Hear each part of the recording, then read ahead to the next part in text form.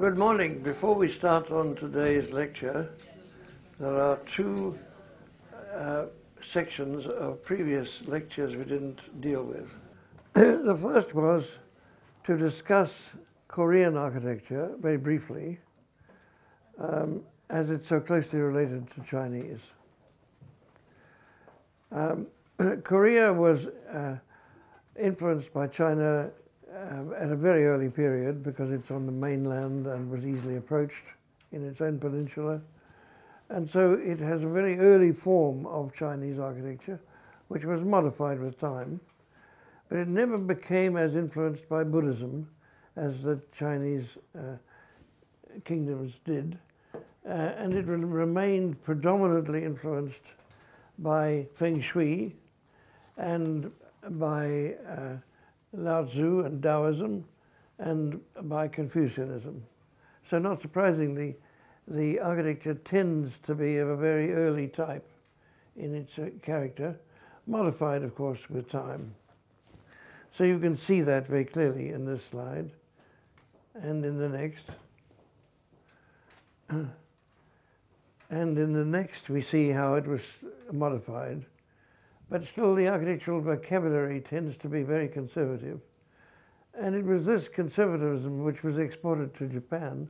For many of the early Buddhist monks who went to Japan, were following a very early form of Buddhism, were from Korea. And so we get this early style influencing Japan, as well as, of course, coming direct from China in the 6th century.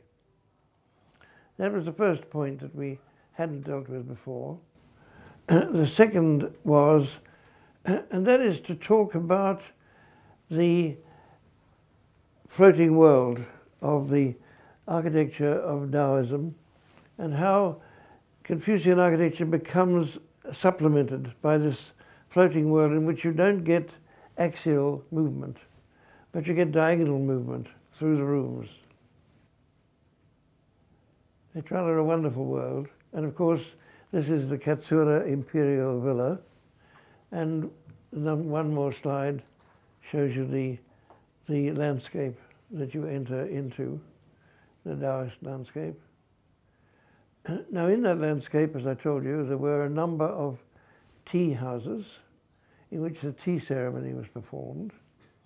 And the tea ceremony was meant for contemplation. And some of that quality is revealed in Daoist poetry or Zen Buddhist poetry, which I didn't have available at the end of the last lecture, so I've now brought some pieces of it with me. And here are two poems illustrating the mentality with which they meditated in the tea house. They looked from the tea house, you remember, into the landscape, into this landscape. The waterfowl lays its beak in its breast. It sleeps as it floats.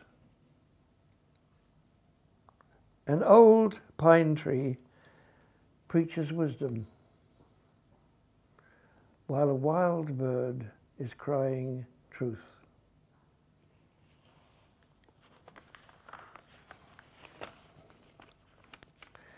When one looks at it, one cannot see it. When one listens for it, one cannot hear it.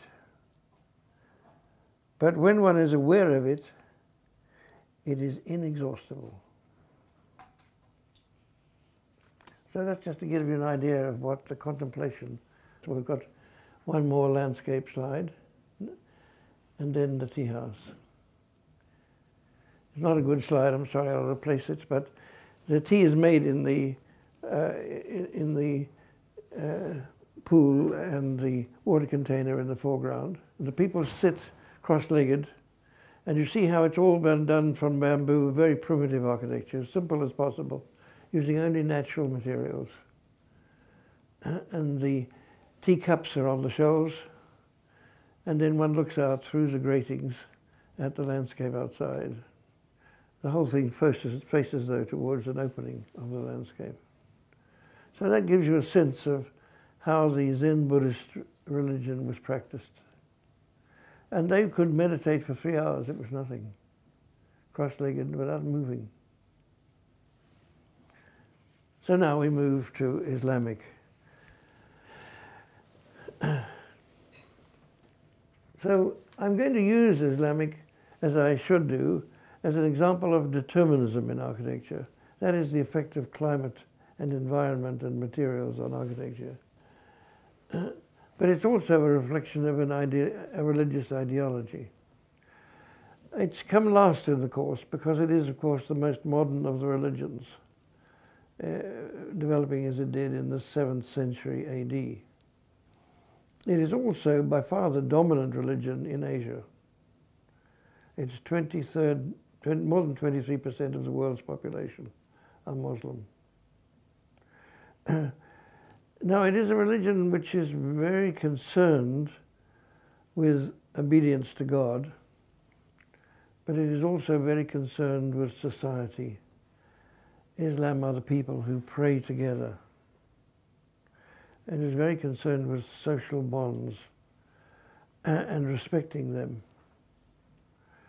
And so that will influence the architecture a great deal.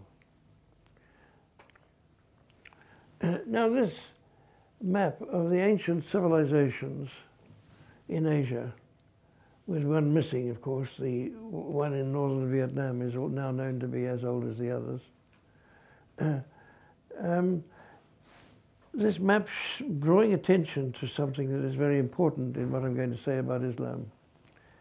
Islam is an Asian religion par excellence, which may be why it has been so successful. It is a product of the Asian situation, the Asian development of the Asian mentality. And the influences on Islam go right back to prehistory. I want to draw a particular attention to a quality that's in common between these shaded areas.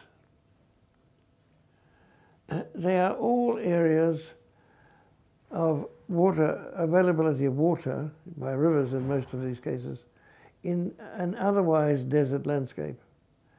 That is, what is characteristic of large parts of Asia is the semi-arid condition of the continent.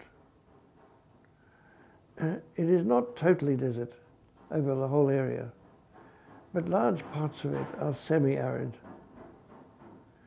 It gets a little rain, or it gets a little water from rivers and streams, but not much. And that semi-arid condition makes living very tough.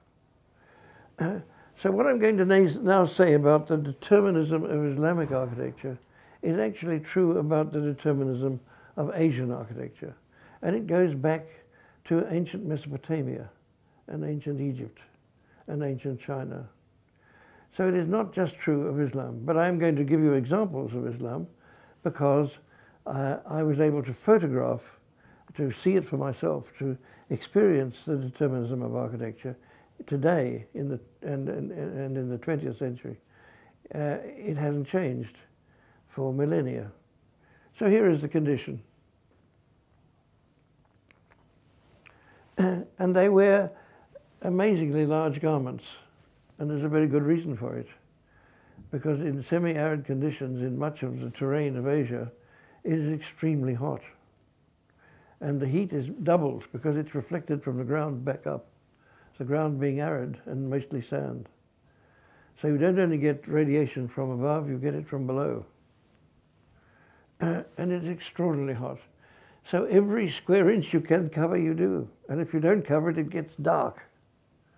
And these people, you'd be surprised, their bodies are quite light-skinned. It's their faces and their hands that are dark.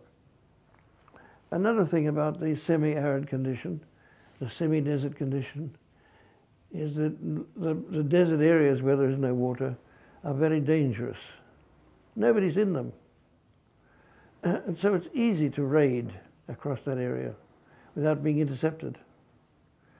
And so nobody travels through it except in a caravan, in some sort of a group. That means that the evenings are dangerous, the nights are dangerous. You can't just camp in the desert. You have to be protected. And so charitable work from ancient times existed in providing buildings which could be used for shelter when you were traveling. Because they could only do 30 or 40 miles in a day with a caravan, you had to space these buildings 30 or 40 miles apart. And naturally, you space them, you hope, where you can get some water. And naturally, the caravan routes become determined by where the shelters are, and the shelters are determined by where you can get some water. Luckily, they found that if they dug down about 30 or 40 meters in antiquity, they usually found water underground. Even though the surface was desert or semi-desert, there was often an underlay of a strata of water 30 or 40 meters down. And so where they could do that, they dug a well and provided water for the people to stay overnight. And the well was then surrounded by walls. But that wasn't good enough. You couldn't just have walls, you had to have guards. So another charitable act was to provide guards for these places where people could stop. And they're called caravan resting places, or caravanserai, taking the Turkish word. So these are caravanserais. And they exist all over Asia, but of course not particularly where the semi-arid conditions are at their worst. Now the other thing about the semi-arid condition is that you can't just go out and get your building materials. There isn't anything. There's only sand. So you have to build with sand. The most obvious way to build with sand is to make a mold. You get the wood by importing it from the coast where you have mangrove swamps. And you make a mold, and then you press sand into it with some kind of glue to hold the sand together. Now, what the glue could be depends on what was available. You can actually use manure for that, even human manure. But a better glue, of course, is clay. Now, luckily, there were a few streams and a few oases in those areas, and some of them, of course, were extinct, but you could still get the deposits of clay. And so clay became a major factor in building. Luckily, you don't need much clay to get a good glue with sand, about 5%. And so this rammed earth construction, or rammed sand construction, strengthened at the corners by bending it up, became the basic way of building in the semi-arid conditions. And that's true of ancient Mesopotamia or ancient Egypt or ancient China. Only the monumental buildings later on became built in other materials, but we'll talk about those later. Now, because of the lack of security, you also couldn't have windows. So nearly every building had a courtyard to let light and air in. And then at the upper levels, you could supplement that by having slits in the outside wall to let in light and air and give some cross ventilation. Also, it wasn't possible safely to go out and just hang your clothes to dry on the rocks outside. You had to have a flat roof where you could go in the evenings and arrange the clothing to be dried. The flat roof wasn't a problem because it hardly ever rains. But you could waterproof it, of course, using clay again. What happened in many of these areas, unfortunately, is the clay eventually ran out, particularly as the populations went up. And then clay became a major import into these areas. Extraordinary to think so. But importing clay was a big issue in places like Dubai when I first worked there. And when I worked on conserving old palaces in Dubai, I had to bring in all the clay from places like India. Now here's a typical example of how you got in. A single doorway for maximum security, a heavy doorway, and then inside a courtyard. And then another single door in the inner room, in a building with, again, a tiny courtyard. When the site was big enough and the people were wealthy enough, they would have two courtyards. And that draws us to another important issue. In an unsafe area, the people who are most at risk are the women and children. Now, it is also true that in an area which is like this, remote and fairly dangerous, hospitality becomes, as it were, almost something that you have to observe. You can't avoid it. You have to be willing to shelter people. So you've got to be willing to take in a total stranger or two to sleep in your house for the night. But you cannot risk them being exposed to the women and children.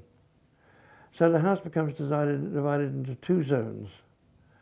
One is the welcoming zone for visitors, which is the first courtyard with the big doors.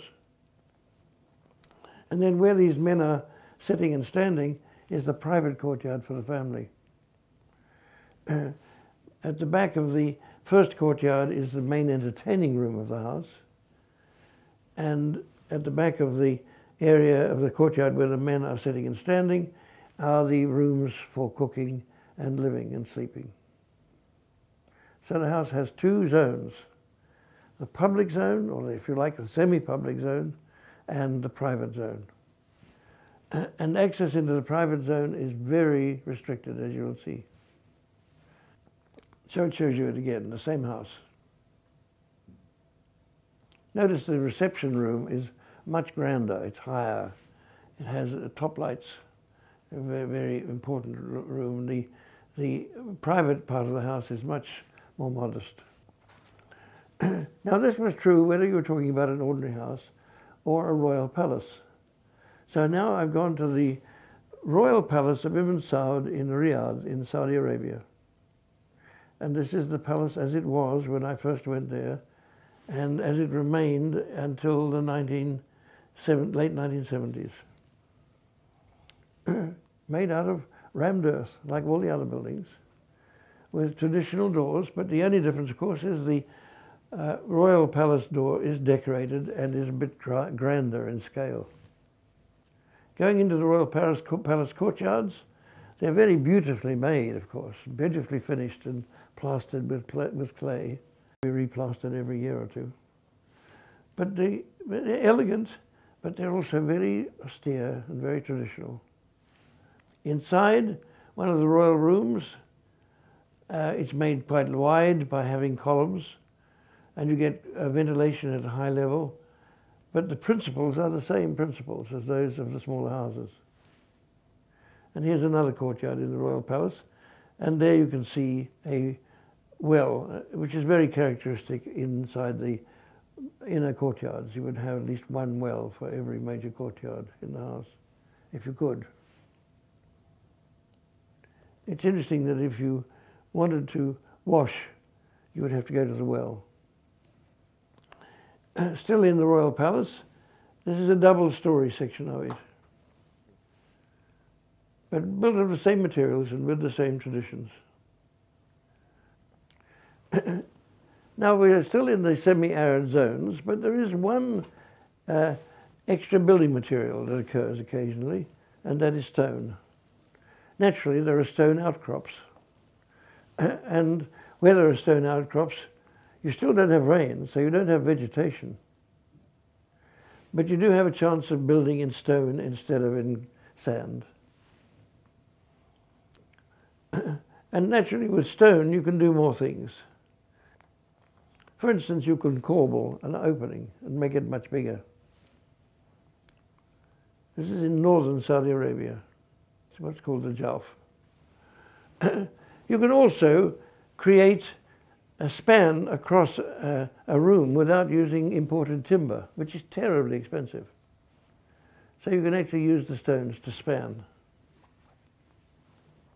You can go further, and following discoveries made in Mesopotamia, that if you were very clever with your sand and your clay, you could actually make them very strong, and then having made them strong, you could make an arch. The people who lived in the areas which only had stone learned how to make arches like the Mesopotamians. And then the openings could be very big. Incidentally, the mixture of sand and clay could be made stronger by beating it. That is, the blows would have the effect of creating crystalline structures at the junctions between each piece of sand and the clay. So these crystalline structures gave it greater strength. So even though there's no firing involved, if clay blocks are made, if clay sand blocks are made with hammering, they are much stronger, and you can actually make arches with them. But of course, if you want to make them really strong, you have to build a kiln and fire them and make bricks. Now, quite quickly, in the areas where stone was available, or where they were willing to make the clay-sand combination stronger, they began to build arches. So here's typical old market. And then they went further and developed refined stone arches or refined brick arches, which would be used to span across a room. And because there's no wood, they have to be very close together, don't they? So that you can span the other way with stone or with brick. So these arches are often only 2 or 3 feet apart. And they go right across the room. And then, of course, as they got used to cutting the stone beautifully, you start to get quite big spans. So these are in Syria and northern Jordan and Lebanon, that sort of construction. And finally, we get to religious architecture. These are early churches in southern Syria, built out of a very elegant stone construction. And of course, they predate Romanesque and Gothic by several centuries. Now, what was life like in the semi-arid zone? Well, there I am some years ago being entertained by a prince, and this is the way in which life would go on in the semi-arid zone. You sat on some cleaned up area, usually carpeted or with some sort of a mat, and the servants are sitting to serve food that's been carried on the backs of the animals. And they sit where there's a little bit of shade. Here we have the largest of these thorn bushes that is out in the semi-desert area. And we've stopped there deliberately because it's a possibility to get some shade. And there we are relaxing. So life could be very comfortable. However, it was more common to carry a tent and to erect a tent for rest and for siesta.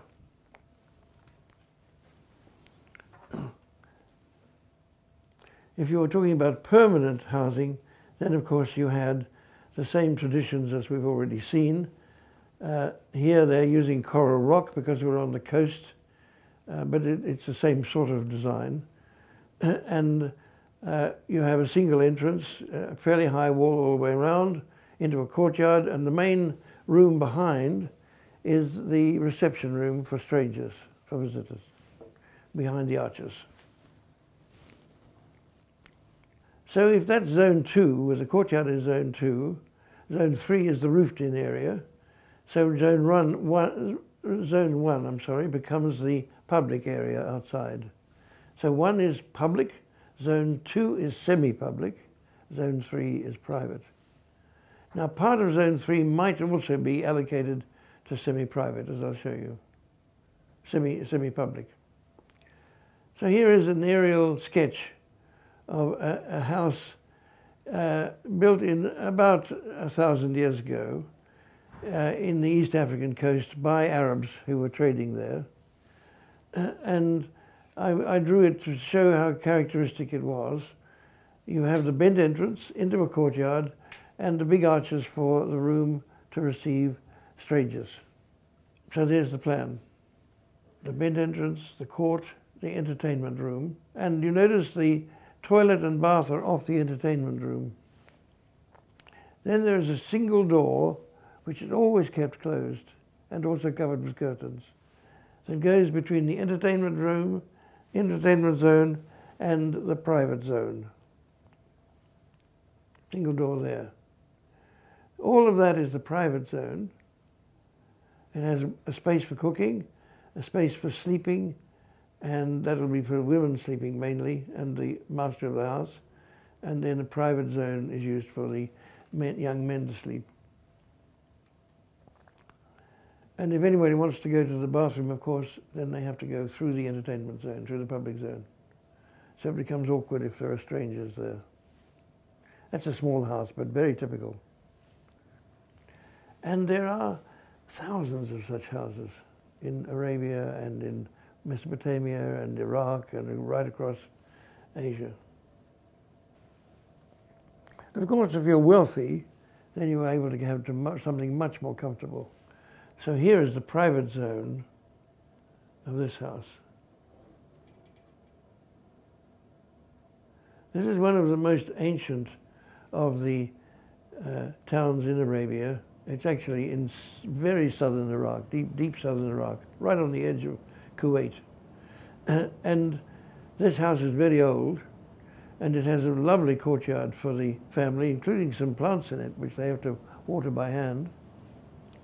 And it has a main entertaining room for the family, and then private rooms around it for the family, including cooking rooms.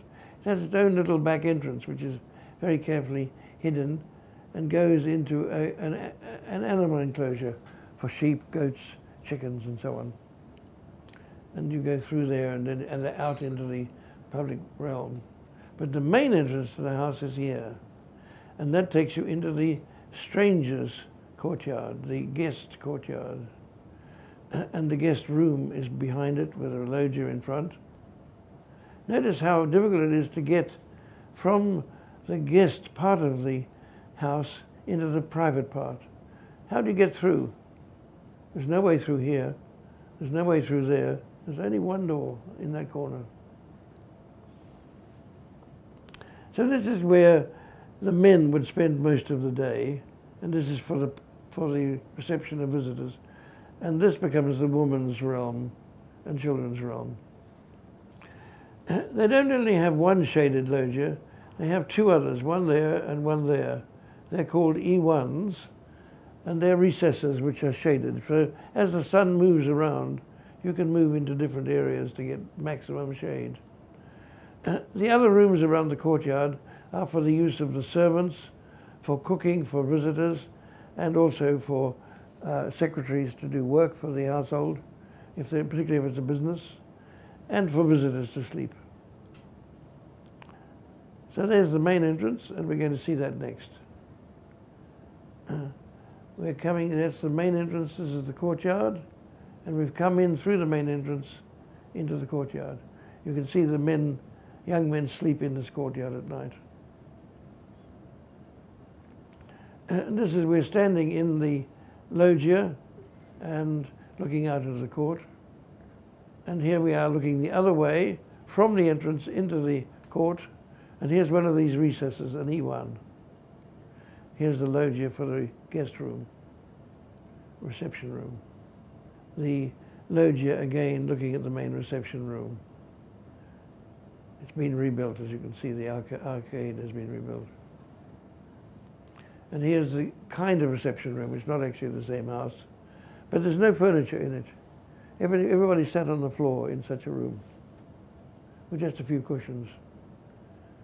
And there were niches in the walls for lights and for objects. Going to a much bigger house in Kuwait itself, this is the house of a very wealthy merchant who owned ships and traded.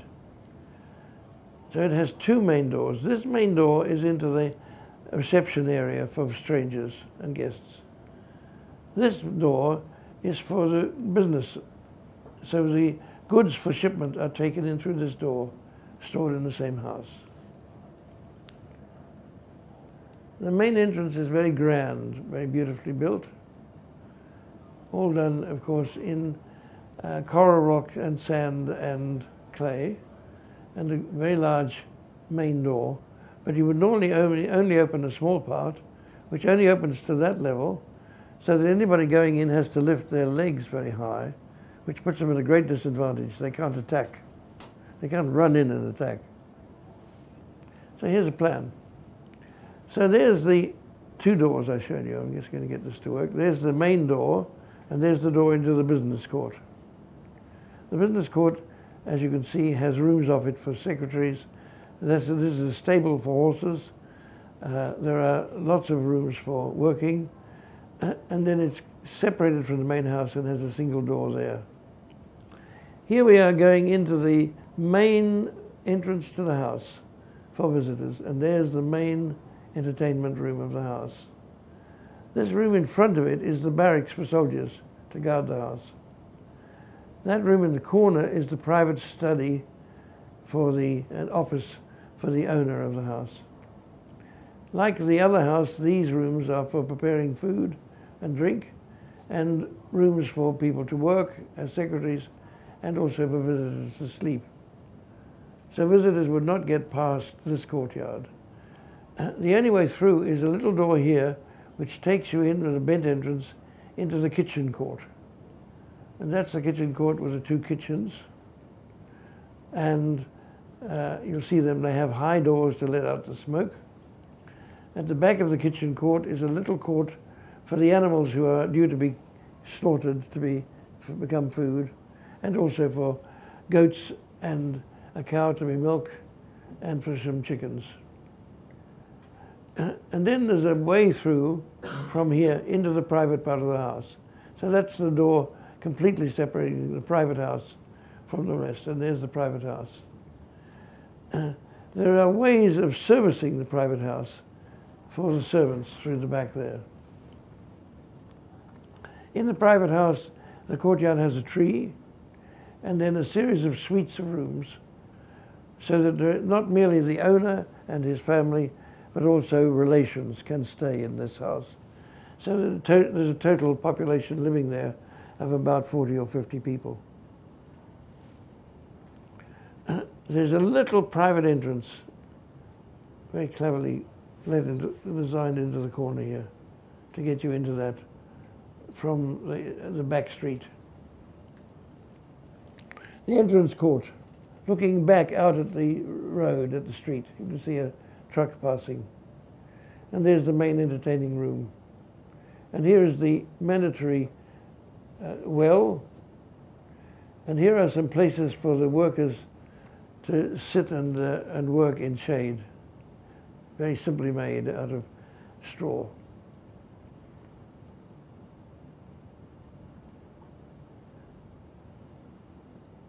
It's now a museum, I should say, in Kuwait.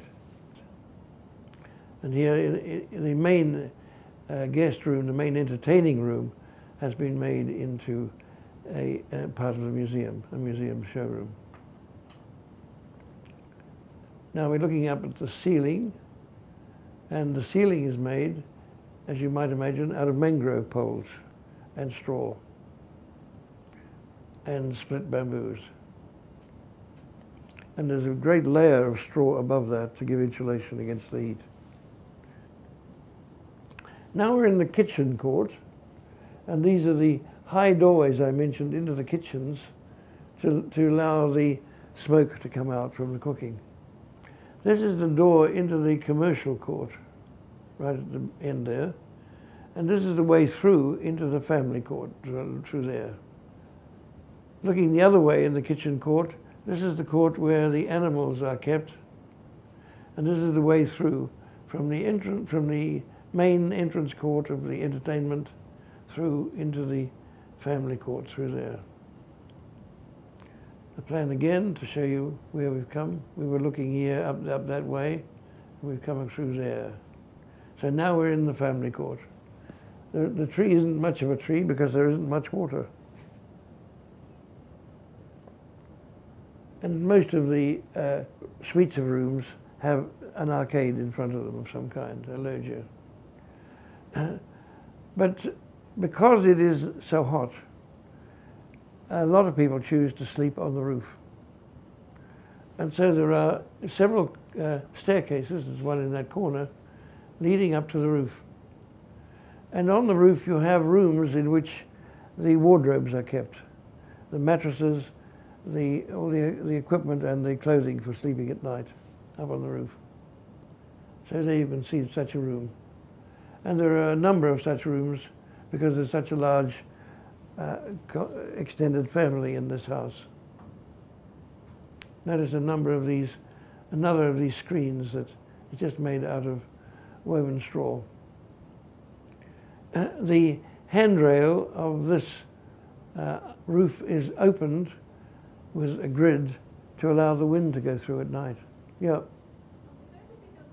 Yeah. Like, can you explain why they started using arches like that and not like traditional? Why they're not semicircular? Yeah, like why they started. Semicircular arches were found to have a defect that they tended to collapse, if they collapsed at all, through the central section. So very early on, a pointed arch was developed. It seems to have been invented in India, in fact, and it dates back at least 2,000 years. And it was slowly adopted by the Muslims and then by the Christians. In the other side of the courtyard was some more of these rooms on the roof. And finally, we're looking into the business courtyard. And this room on the left is the room for the stables, for the horses.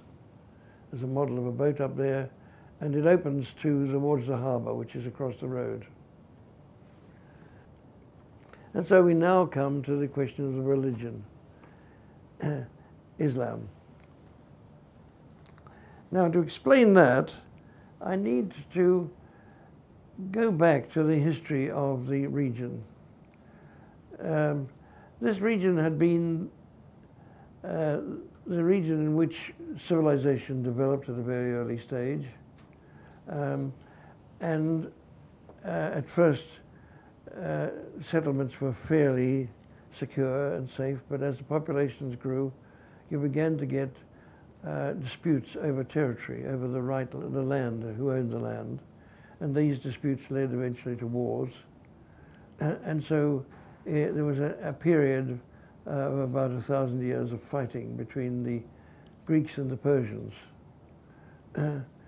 During that period, the tribes of Israel moved out of Egypt, where they'd been captured, and moved into what is now Israel.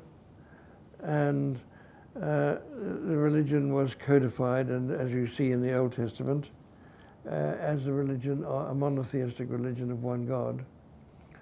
And 1,000 years later or so, that religion was reformed by Jesus Christ, who was the Son of God, descended to give the message of kindness and charity and peace to all humanity. The Jewish religion was persecuted by the Romans because the Jews would not accept the emperor as a god. And so the Jews were eventually driven out of Israel. And that happened in the 60s and 70s AD. And not surprisingly, a large number of them went south. Some of them, of course, who could get away went into Egypt and beyond, which were Roman territory still, and ended up in Spain. But a very high percentage went to the south. The reason why they did so was that it was a very ancient caravan route to the south, because the south had been an important supplier of goods from the east, particularly of spices. Now, spices were important until modern times because of preserving food. So among the spices were pepper, cinnamon, cloves, and so on, nutmeg. And these spices came, many of them, from the Far East, and they were shipped across to India, where there was a heavy dependency on them because of the very hot climate in India, and then shipped by ships from Arabia to the Arabian world, where they were then put on camels and taken by caravan up into the Mediterranean and sold to the Romans and the Greeks.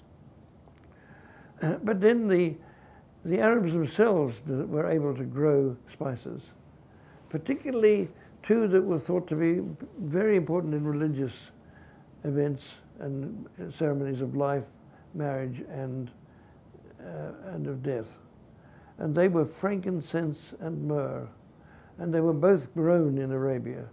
Also, I may say, in the Sudan and in Somalia, but mainly in Arabia.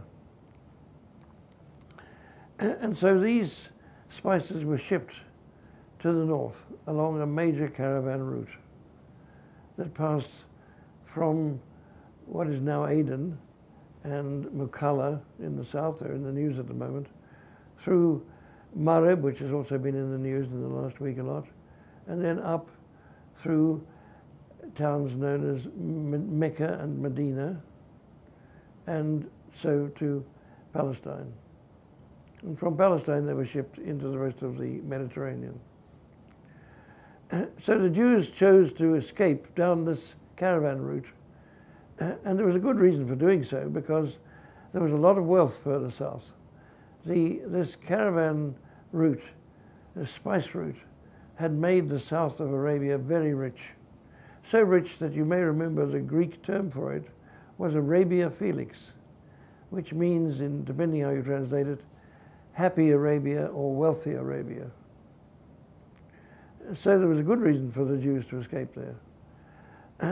So what happened was that the Arabian Peninsula became converted to Judaism.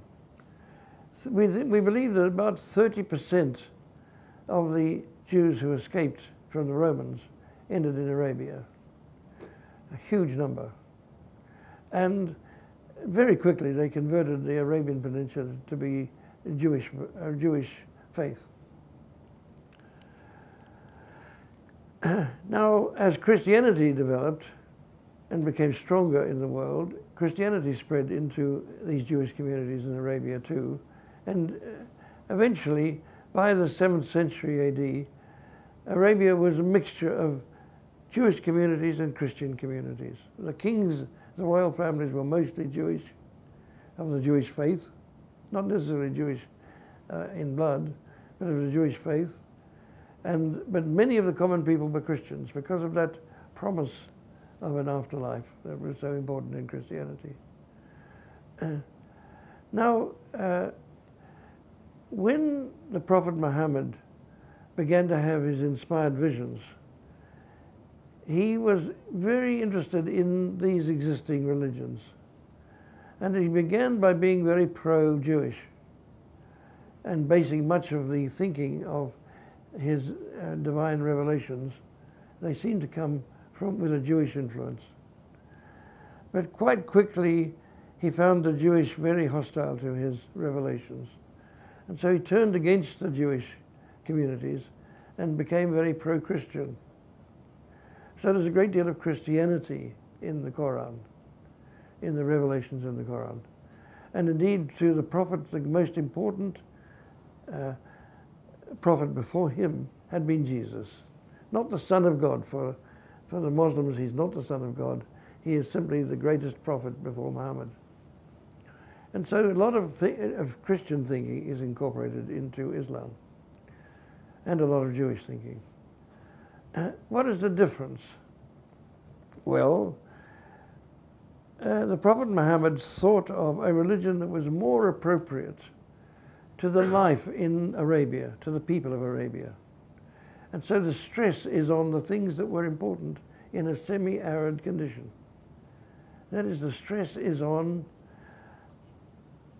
order. It's against fighting.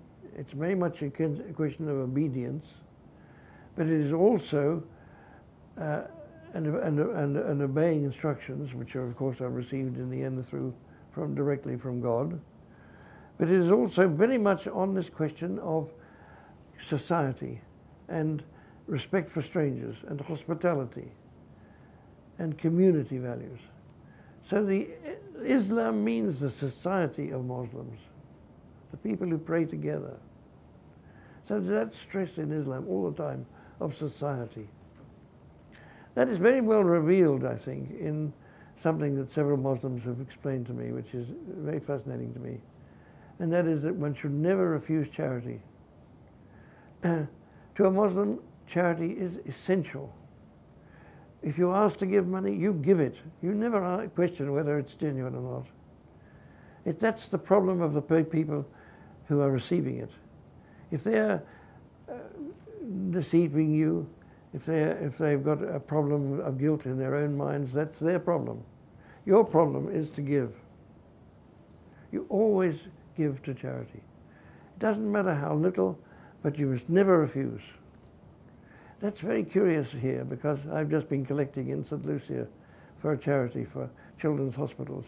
I was amazed at the number of people who refused to give. They had some excuse, they couldn't find any money, or they give the work gives money anyway, so they're not going to give any. It's a very curious difference.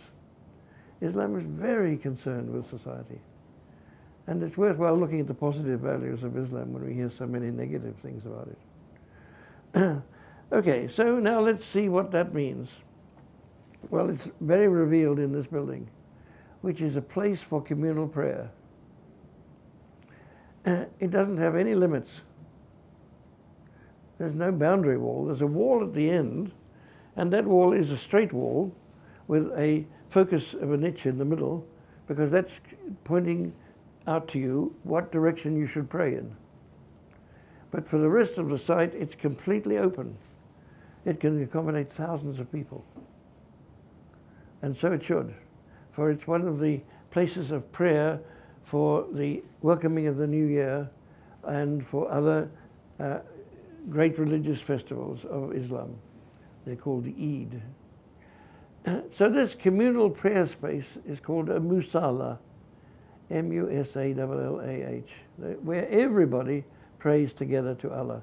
Mu means everybody or together. Musalla, we all pray together. And it doesn't exist in a town, you notice. Why not? Well, because it's so dangerous. If you had 10,000 people from all over the region all praying together, it could be dangerous in a town, couldn't it? So you put it outside the town, in the open air, in the countryside.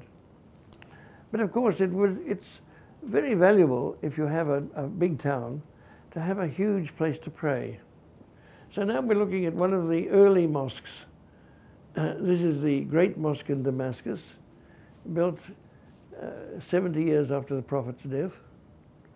The Great Umayyad Mosque, it's called, in Damascus. It's a huge building. And it has a huge prayer hall. And notice the prayer hall is parallel to this wall to which you pray. So the niche, where have I put it? The niche is there. That's the direction of prayer. And that's the wall, called the Qibla Wall. Now there, they have to pray along it, and facing it. So here's the first line of prayers, the second line of people who are praying, the third line, and it's huge. If there's an overflow, it's outside in the courtyard of people praying too. So a place like this can accommodate something like 10,000 people praying at once. Amazing, eh? And that is the question of togetherness in Islam. So here it is. Here is the scale of the courtyard. And there at the entrance is a great minaret marking the entrance. The entrance is more or less in the center, opposite the approach to the prayer niche. But I will come back to this building next lecture and talk about it some more. Now, if you were living on the coast and you could get the wood, it was very impressive to build the whole mosque in wood, because wood was such a precious material. You know, in other societies you would build it in marble or in precious stone of some kind, but in Islam and in the semi-arid areas, if you could build in wood, it would be very impressive. And so here's a wooden mosque in Kuwait, and this is the entrance loggia to it. We're standing in the courtyard, and the main prayer hall is behind. Here we are looking into such a courtyard, again in Kuwait, and there is the series of wooden columns leading to the loggia. And here's a model in Kuwait Museum of a tiny mosque with 2 columns. Central door, sorry about this, the central door, courtyard, loggia and hall behind. Do you remember the 3 zones for the house? Public area, semi-public, private. So the mosque is just a large house, isn't it? And here's a very large one, the Mosque of Imminent Saloon in Cairo. It was built 200 years after the death of the Prophet. A huge mosque. The central features a later addition. So it was originally a great courtyard with an entrance at that end marked by a curious minaret. And this little dome here marks the niche. And that's the Qibla Wall. Now, there's one thing I haven't mentioned, and that is the direction of prayer. Where did they pray towards? Well, for the Prophet, the most important site was really Mecca. That's where he was born. He was a member of the Meccan nobility, trading nobility. And they had a famous building in their town, which was thought to be the house of Abraham. Abraham, who was thought to be the father of their people, as he is indeed the father of the Jews. So they had the house of Abraham in their town, going back, they thought, 1,000 years, made of stone. And it became called the Kaaba. And so the Prophet thought that perhaps they should have the direction of prayer towards the Kaaba. But then he changed his mind and he said, you know, there's an even more important place, and that is the home of the monotheistic religions that we believe in, the home of the Jews, Jewish religion, the home of Christianity and Christ, the place where the Prophet himself had a dream that he flew by night up into heaven. So why don't we take the direction of prayer as being Jerusalem? But then he changed his mind again because he began to become very anti-Jewish. And so he thought that was giving the Jews too much honor. And so he changed the direction of prayer back to prayer towards Mecca. Now it's an interesting point because all religions tend to have a direction of prayer. Most religions, it's towards the east, towards the dawn of light and the dawn of life. In Christianity, it's towards the east. But for Muslims, it's not. No matter where they are in the world, the direction of prayer is towards the Kaaba in Mecca, the house of Abraham. Not surprisingly, the Prophet Muhammad was against idolatry, and he didn't believe that one should ever worship, just as Moses, of course, was instructed by the Lord to destroy idols and not to encourage idolatry. So the Prophet believed the same. But he made one exception.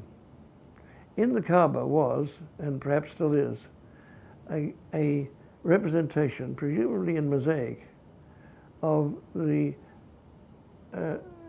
woman and a child, which was assumed to be, and almost certainly was meant to be, the Virgin Mary and child, and the Lord Jesus. And so the Prophet decreed that that should not be destroyed and should remain in the Kaaba. And as far as we know, it's still there, but nobody's allowed into the Kaaba, so I can't prove that it's still there. And indeed, the Kaaba has been rebuilt 3 times since the Prophet's time. It was damaged. So here is the Ibn Saloon Mosque, and you get some sense of it. A huge building in the middle of ancient Cairo. And there we are in the prayer halls.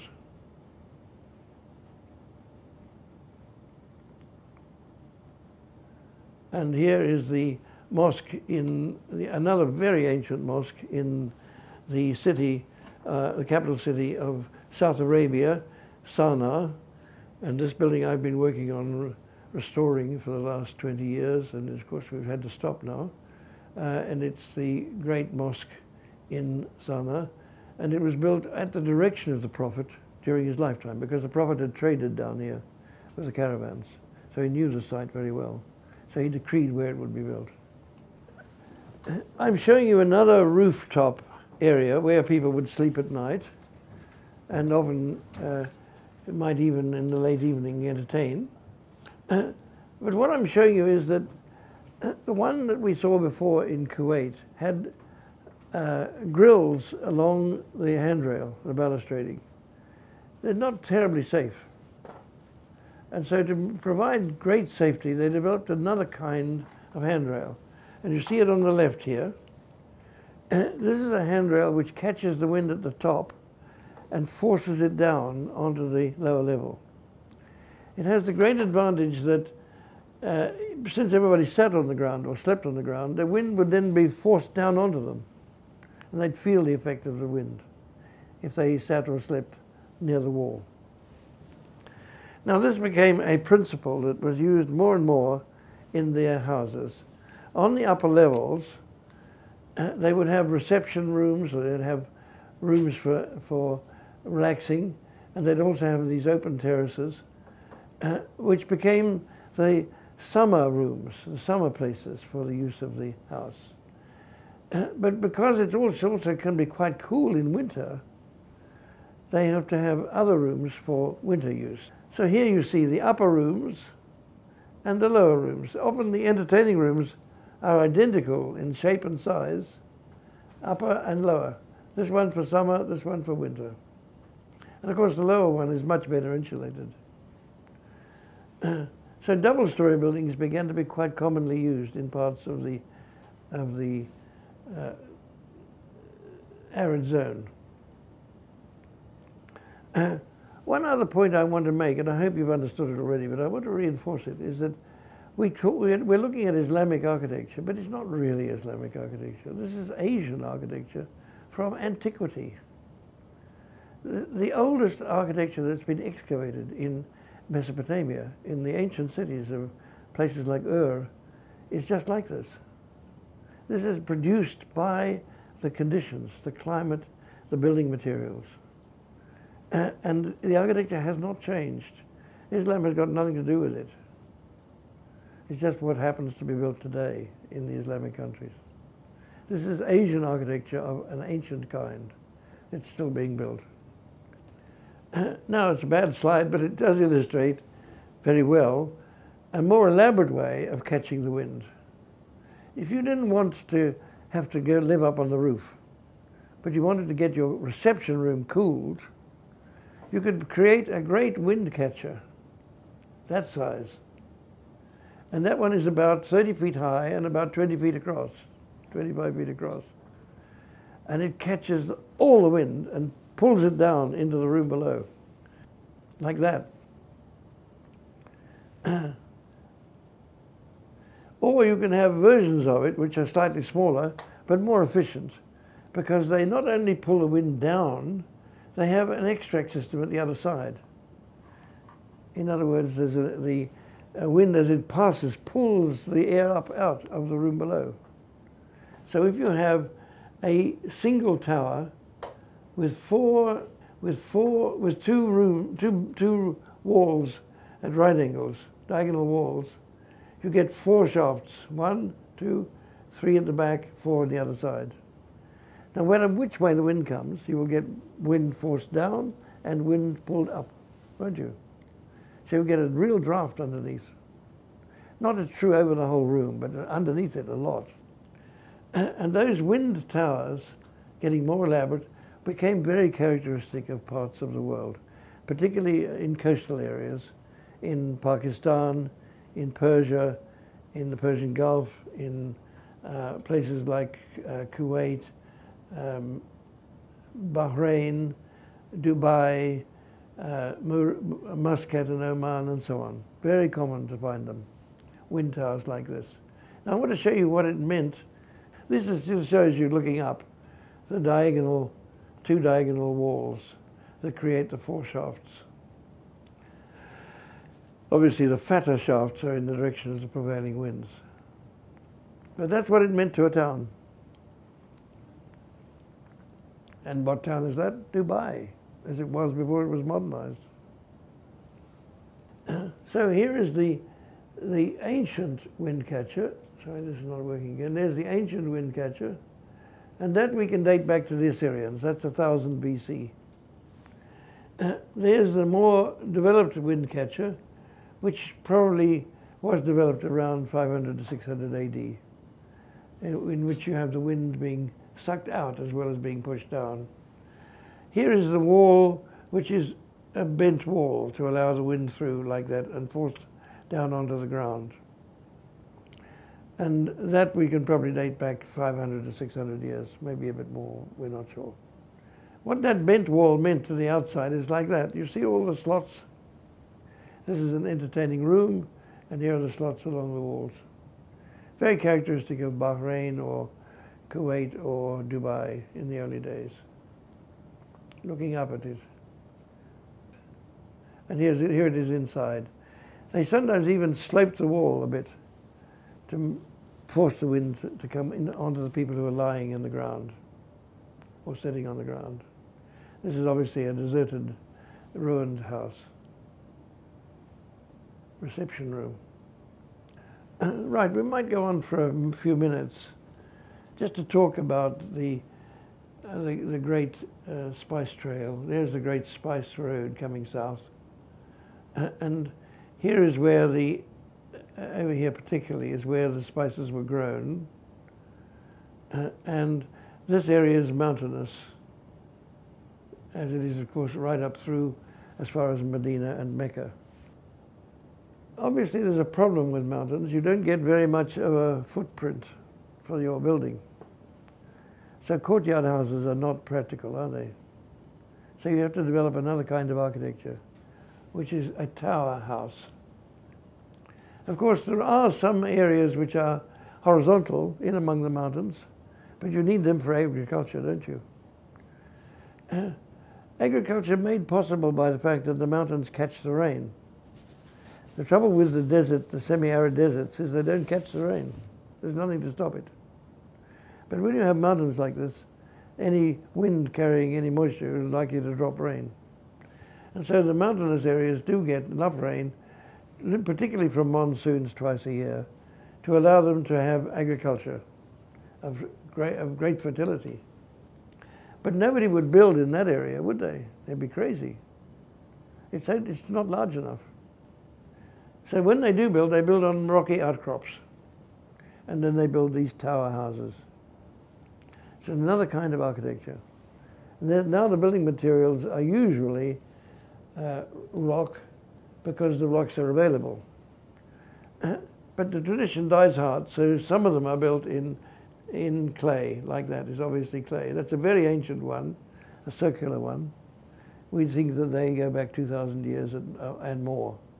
We haven't been able to date how far back they go, but certainly 2,000 years.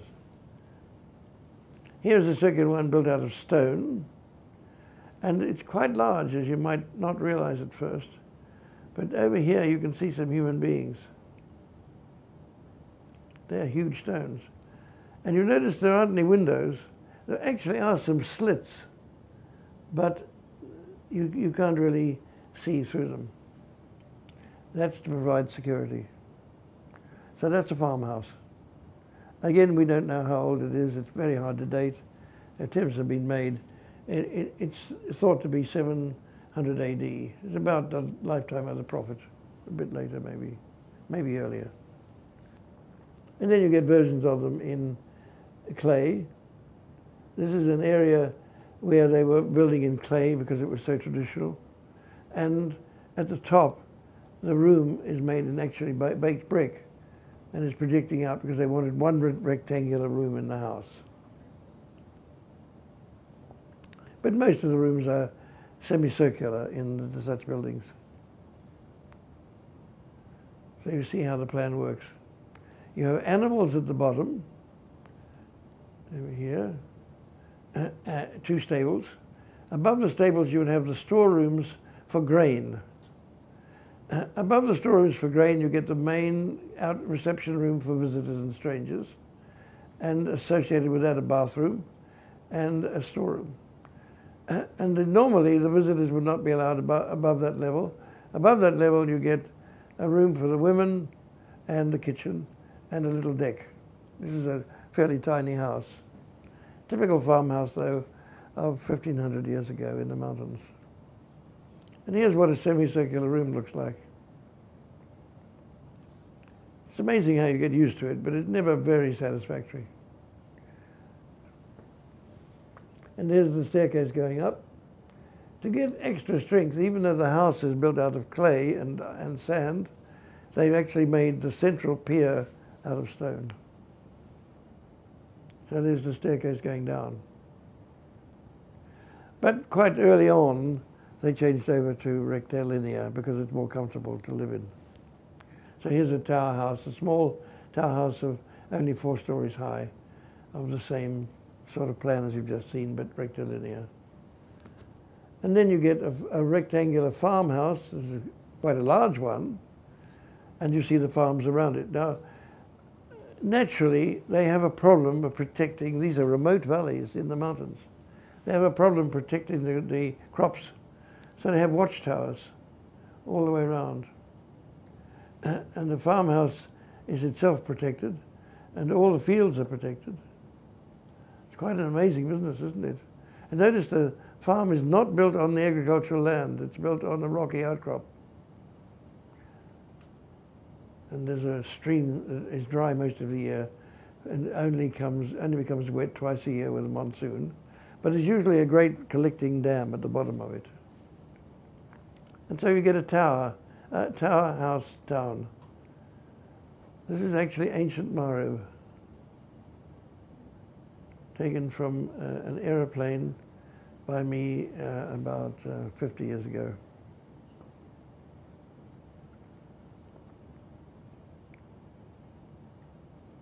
Amazing, huh? And here's a house in which I spent a lot of time learning my Arabic. And it's a very modest house, but it's a typical tower house in the town of Sana'a. And here's a typical street in such a town. The lower levels of stone, the upper levels of baked brick. But still, the ancient houses in this town were all of clay and sand. And notice the clay sand wall here. And that's just some of the plans of a very tall tower house, which I'll come back and describe to you next week. So we'll break there. Again, it's determinist architecture. There's not much choice. You have to build like that.